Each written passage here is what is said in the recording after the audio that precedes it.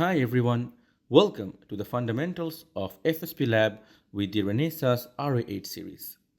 Today we will start from scratch, setting up tools, creating a project, exploring the fundamental software package FSP, and adding a timer to blink an LED. Let's dive in. First, let's check our tools. You will need the latest versions of the E-Square Studio, FSP ARM GNU toolchain, and the EK R8D1 kit with a micro USB cable. If you don't have them, head to the Renesas GitHub and grab the platform installer. Next, copy the Fundamentals of FSP Lab zip file to your PC and unzip it.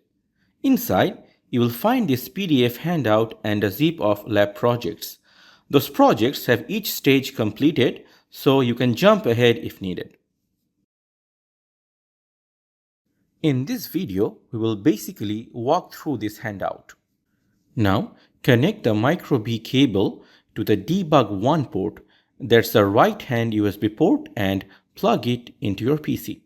Check that the orange LED near the port is steady and the white LED above the RA logo is on. And in Device Manager, you see the J-Link driver under USB controllers. Alright, hardware is ready. Let's launch E-Square Studio.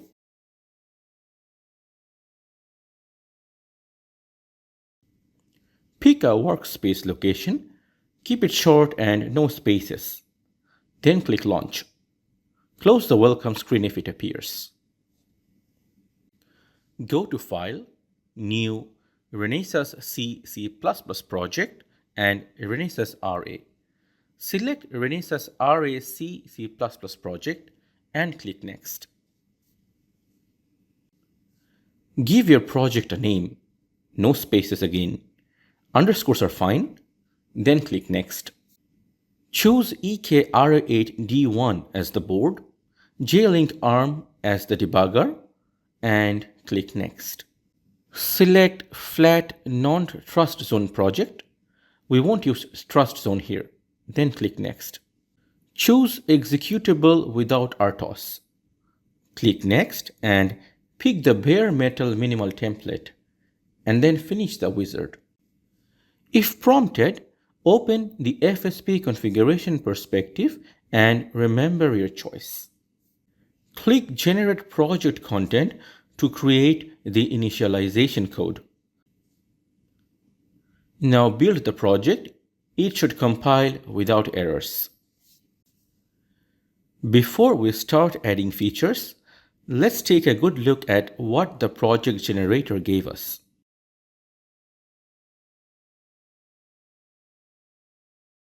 On the left, in the Project Explorer, you will see several key folders. The RA folder contains the ARM CMSIS core files, board-specific code, the BSP MCU code, and all the FSP driver sources. The RA Gen folder has all the files generated from the FSP configuration tool, things like initialization code, module properties, and pin settings. RA-config holds configuration header files for the BSP and all FSP modules. Source is where your application code goes. By default, there is a hallentry.c file here. And the script folder contains the linker script. The file configuration.xml is the heart of the FSP setup. It stores your entire configuration in XML format. Let's open configuration.xml. In the Summary tab, you will see the project information, board, device, toolchain, and a list of modules. This is a quick way to check what's included in your project. Now switch to the BSP tab. Here, you can configure device level settings. For example, you can change the main stack size, heap size, or enable and disable parameter check-in. The tool gives you drop-down menus and tooltips to guide you. Some values, like the part number and memory size, are fixed because they are tied to the hardware we have chosen before. Let's look at the clocks. Go to the Clocks tab. You can see how CPU core clock and peripheral clocks are driven. If you change a clock source, the tool will warn you about invalid settings. For example, selecting the MOCO, the middle speed on-chip oscillator, for the CPU clock will show a warning. There's also a reset button in the corner to restore defaults. For now, we will leave it set to PLL1P.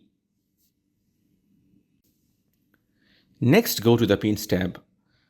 Let's click on port 4, pin 10, P410.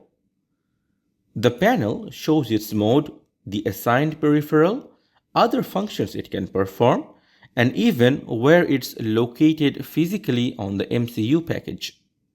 These pin assignments come from the board support package, but you can create a custom BSP for your own hardware.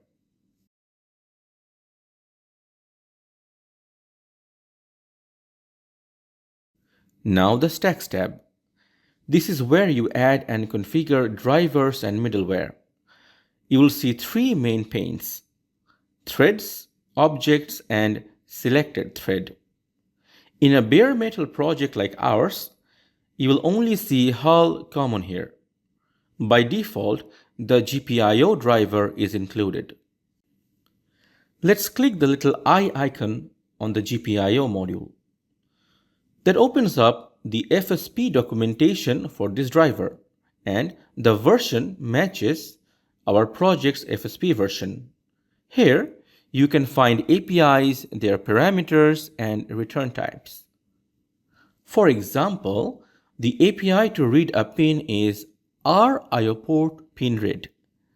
It takes the module handle, a pin identifier, and a pointer to store the pin value, and it returns an FSP error T so you can check for errors. Now let's look at what happens when the MCU starts up. In the IDE, search for reset handler. You will find it in startup.c. This is the first function that runs after reset. From here, it calls system_init in system.c, which sets up the FPU, configures Trustzone if used, sets the vector table, calls RBSP warm start, initializes the clocks, clears and sets up variables, configures interrupts, and calls BSP init for any board specific setup. From there, the startup code calls main, which is auto-generated in the RAGEN folder. Main calls hull entry, and that's in the source folder. This is where you put your application code in a bare metal project. You will also see the strong symbol for RBSP warm start here. That's where pins are initialized. When RBSP warm start runs, it calls RIOPort open with a configuration structure, GBSP pin config. The structure is generated based on what you set in the Pins tab. You can even have multiple pin configurations for different operating modes, like low power versus full operation. Before we move on, one more thing. FSP lets you call APIs directly or through instances. Direct calls go straight to the implementation, like calling RIOPort open yourself. Instance-based calls use an interface structure. For example, GIOPort is an instance of the GPIO driver. You'd call GIOPort.papi open, and under the hood it maps to RIOPort open.